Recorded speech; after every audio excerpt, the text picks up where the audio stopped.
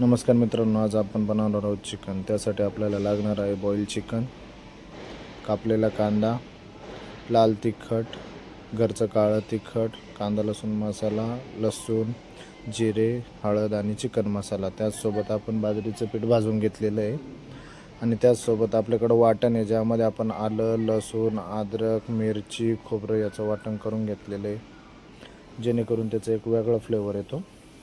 चला तर मग आपण आता कढई ठेवून घेऊ। त्यामध्ये मस्तपैकी तेल ओतून घ्यायचं। तेल आपल्या चवीनुसार, कोणाला जास्त तरी आवडत असेल तर त्याने जास्त टाकायचं, ज्याला नॉर्मल आवडत असेल त्याने नॉर्मल टाकायचं। त्यामध्ये सर्वात प्रथम जिरे, तेल गरम झाल्यानंतर जिरे टाकून घ्यायचं। जिऱ्याला चांगली फोडणी आल्यानंतर त्यामध्ये व्यवस्थित तेल तापल्यानंतर कांदा टाकायचा आहे।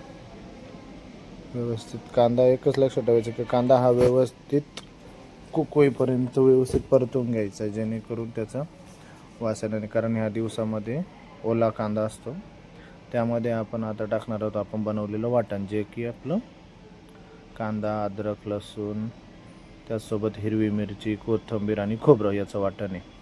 ते वाटण व्यवस्थित मिक्स करून घ्यायचं आहे आणि थोडा वेळ सोडायचं आहे, जेणेकरून त्याला आपलं अंगचं तेल असं सुटलं पाहिजे। मग त्यामध्ये आपण आपले सर्व मसाले टाकून घ्यायचे। हळद, लाल तिखट, घरचा काळा मसाला, कांदा लसूण मसाला आणि त्यासोबत चिकन मसाला।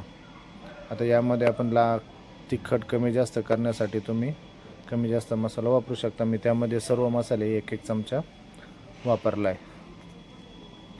त्यामध्ये आता व्यवस्थित सर्व मसाले हे मिक्स करून घ्यायचे।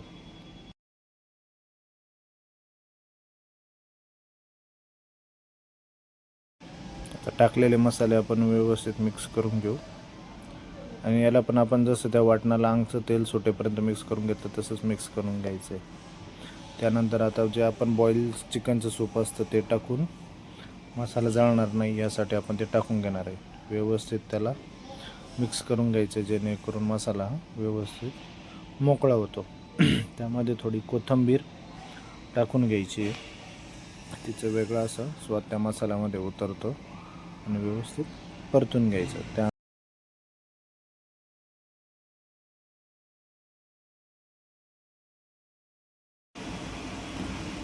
मसाले व्यवस्थित परतून झाल्यानंतर त्यामध्ये आपण आता बॉईल चिकन सर्व आपण टाकून घेणार आहोत।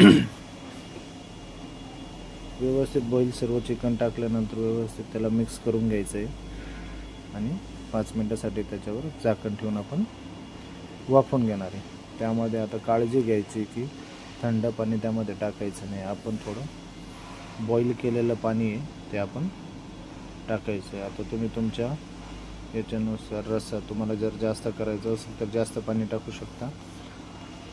आता याच्यामध्ये थोडा घट्टपणा येण्यासाठी आपण बाजरीचं पीठ जे भाजून घेतलं होतं त्याची पाण्यामध्ये मिक्स करून त्यामध्ये मिक्स करायचं आहे, जेणेकरून त्याचाही एक घट्टपणा येतो आणि चुरून खाण्यासाठी तो व्यवस्थित लागतो। आता चांगलं उकळी येईपर्यंत चांगलं उकळून घ्यायचं आहे आणि मस्तपैकी आपलं याचं झणझणीत चिकन तयार। मस्तपैकी असं प्लेटिंग करायचं आणि ताव मारायचं। चला, नमस्कार मित्रांनो, आपली रेसिपी तुम्हाला आवडली असेल तर नक्की लाईक, शेअर आणि सबस्क्राईब नंतर नक्की करा।